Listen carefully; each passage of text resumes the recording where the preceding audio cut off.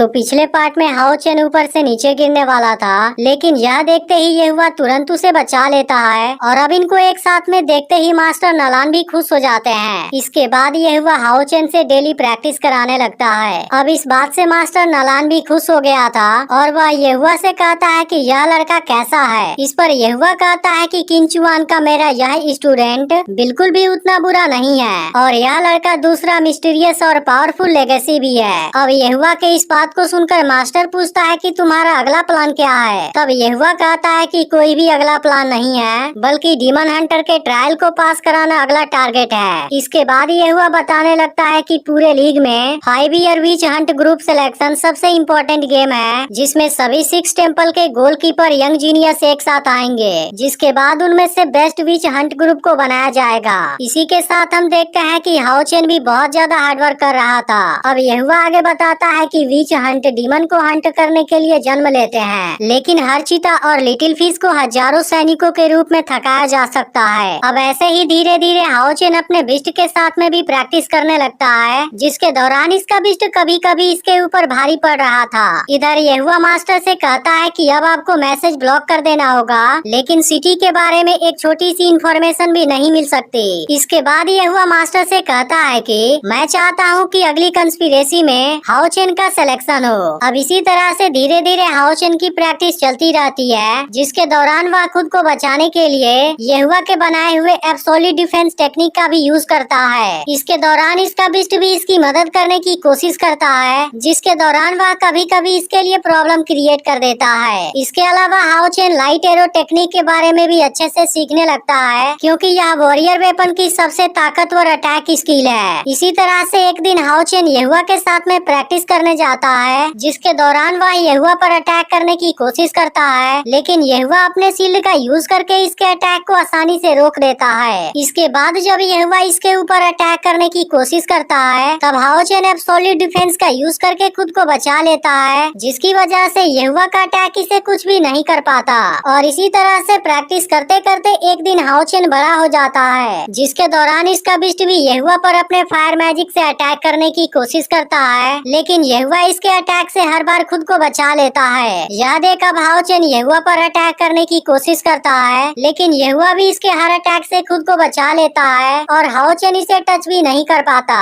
अब इसी तरह से इनकी प्रैक्टिस चलती रहती है, जिसके दौरान हाओ चेन खुद को बचाने के लिए एब्सोल्यूट डिफेंस का अच्छे से यूज करने लगा था। लेकिन इसी के साथ में हाओ चेन के बिस्ट की प्रैक्टिस भी होती रहती थी, जिसके दौरान वह येहुआ पर अटैक करने की कोशिश करता था, लेकिन इसी बीच येहुआ भी इसके ऊपर एक अटैक कर देता है, जिसके बाद हाओ चेन का बिस्ट यहाँ से दूर चला जाता है। लेकिन इसी बीच प्रैक्टिस के दौरान हाओ चेन फिर से लाइट एरो टेक्निक का यूज कर देता है। यह देख येहुआ खुद को बचाने के लिए अपने शील्ड का यूज करता है, जिसकी वजह से वह लाइट एरो के अटैक को रोक देता है, लेकिन तभी उसे पता चलता है कि उसकी शील्ड तो टूट गई है। अब इस बात से येहुआ हैरान हो जाता है, क्योंकि 1000 से कम वाली स्पिरिचुअल पावर इसे कुछ भी नहीं कर सकती थी, जिसकी वजह से येहुआ को इस बात पर यकीन नहीं होता। यह देख हाओ चेन सोचने लगता है क्या मेरे पास 1000 स्पिरिचुअल पावर आ गई है और क्या मैं अब लेवल 4 के एंड पर हूँ। तब येहुआ कहता है कि तुम जाकर अपना स्पिरिचुअल पावर चेक करो, जिसके बाद तुम्हें उसके बारे में पता चल जाएगा। इसके बाद हाओ चेन येहुआ के साथ में अपना स्पिरिचुअल पावर टेस्ट करने जाता है और वह पिलर के ऊपर जैसे ही अपनी तलवार से अटैक करता है, इसे पता चलता है कि इसकी स्पिरिचुअल पावर 1014 तक पहुंच गई है। अब इसे देखकर येहुआ हैरान हो जाता है और हाओ चेन से पूछता है क्या तुम्हें फील नहीं हुआ कि तुम 1000 स्पिरिचुअल पावर के पार चले गए हो। जिसके बाद हाओ चेन कहता है कि नहीं। अब इसके इस बात को सुनकर येहुआ पूरी तरह से हैरान हो जाता है और कहने लगता है कि आखिर तुम्हारे पास में ऐसी कौन सी टैलेंट है जिसकी वजह से तुम 1000 पॉइंट वाले स्पिरिचुअल पावर को भी फील नहीं कर पाए। लेकिन इसके बाद येहुआ खुद को संभालता है और हाओ चेन से पूछता है कि तुम्हारी इनेट स्पिरिचुअल पावर कितनी है, क्योंकि येहुआ को अभी तक इसके बारे में कुछ भी पता नहीं था। लेकिन अब इसके इस बात को सुनते ही हाओ चेन परेशान हो जाता है, क्योंकि इसके फादर ने कहा था कि तुम इसके बारे में किसी के सामने भी एक्सपोज मत करना,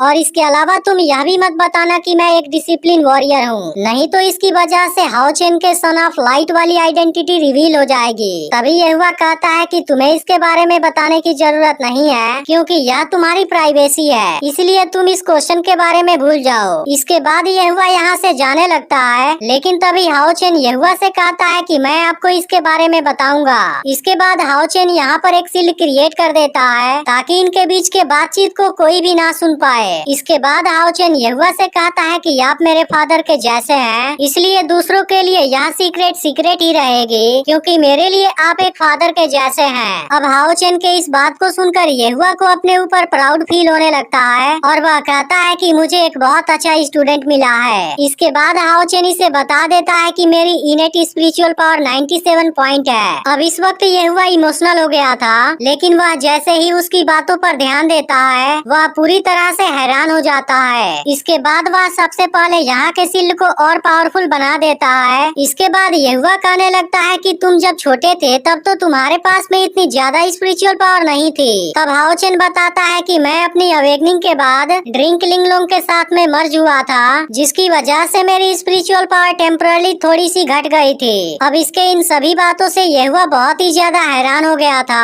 और इसके बाद वह कोई ड्रिंक लेता है, जिसकी वजह से उसे हाओ चेन की इनेट स्पिरिचुअल पावर और सन ऑफ लाइट की आइडेंटिटी सामने आ जाती है। इसके बाद यहुआ अपने पास से इसे कोई ट्रेजर देता है जो इसके लाइट ऑरा को 3 गुना बढ़ा सकती है। अब इसे देखते ही हाओ चेन कहता है कि मैं इसे नहीं ले सकता क्योंकि यह तो बहुत ही कीमती है। तब यहुआ कहता है कि यह चीज तुम्हारे लिए एक गिफ्ट है और इसके अलावा अब तुम डीमन हंटर ट्रायल में एंटर करने वाले हो, जो अभी तो केवल एडमिशन टिकट के लिए एक टेस्ट है, लेकिन इसके बाद तो तुम्हें बहुत आगे जाना है। इसके बाद यहुआ इसे बताता है कि इस ट्रेजर को 1 मिनट के लिए यूज किया जा सकता है, इसलिए अच्छा होगा कि सही समय आने पर ही तुम इसका यूज करना। इसके बाद यहुआ कहता है कि मेरा कोई भी रिलेटिव नहीं है और केवल तुम ही मेरे स्टूडेंट हो, इसलिए मैं होली सिटी में तुम्हारे जीत का इंतजार करूंगा। और इतना कहने के बाद यहुआ यहाँ से जाने लगता है। तब हाओ चेन कहता है कि मैं जितना जल्दी हो सके उतनी जल्दी सभी चैलेंज को खत्म करने की कोशिश करूंगा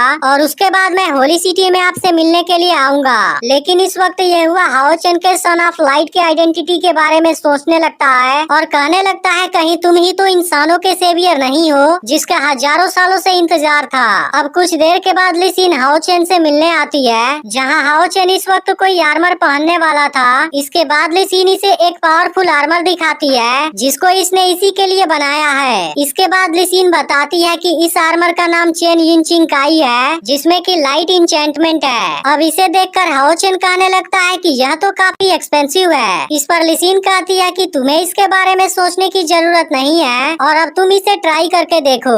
इसके बाद हाओ चेन जैसे ही आर्मर को टच करता है, यह पावरफुल आर्मर उसकी पूरी बॉडी पर अरेंज हो जाती है। अब इसे देखते ही ली सिन खुश हो जाती है और कहने लगती है कि हाओ चेन तो अब बड़ा और हैंडसम हो गया है। इसके बाद ली सिन हाओ चेन से इसे रख लेने के लिए कहती है क्योंकि वह इसे स्पेस रिंग में ट्राई कर सकता है। इसके बाद हाओ चेन आर्मर को अपने पास में रख लेता है और इसके लिए ली सिन को थैंक यू भी बोलता है। लेकिन अब ली सिन कहने लगती है कि अभी भी तुम्हारे पास एक चीज की कमी है, इसलिए अब ली सिन हाओ चेन को वेपन स्टोर पर ले जाती है क्योंकि वह इसके लिए कोई अच्छी सी तलवार लेना चाहती थी। अब दोनों वेपन स्टोर में आ जाते हैं और ली सिन हाओ चेन के लिए कोई अच्छी सी तलवार खोजने लगती है। अब कुछ देर के बाद ली सिन को एक तलवार पसंद आती है और वह स्टोर के ओनर से इसे पैक कर देने के लिए कहती है। तब ओनर कहता है कि तुम इसे कचरे के जैसे क्यों फेंक रही हो, यह तो एक मैजिक वेपन है। तब ली सिन कहने लगती है कि मैंने सुना था यह सबसे बड़ा वेपन शॉप है, लेकिन यहाँ तो कॉपी ग्रेड वाला भी कोई वेपन दिखाई नहीं दे रहा। इस पर ओनर कहता है कि तुम्हें लेवल 0 या उससे ऊपर वाला वेपन चाहिए, लेकिन फिर भी यह कोई ऑर्डिनरी शॉप नहीं है क्योंकि मेरे पास में सेमी जीरो ग्राइंडिंग लेवल वाला एक वेपन है। अब इसके इस बात को सुनकर ली सिन हैरान होती है, जिसके बाद ओनर इसे एक शील्ड दिखाता है और इनसे बताने लगता है कि यह एक रेडिएंट शील्ड है जिसको बहुत ही अच्छे मटेरियल से बनाया गया है। लेकिन इसकी सबसे यूनिक बात यह है कि इसमें एक गोल्ड स्टोन को भी लगाया गया है, इसलिए जब तक इसे पूरी तरह से डिस्ट्रॉय नहीं कर दिया जाता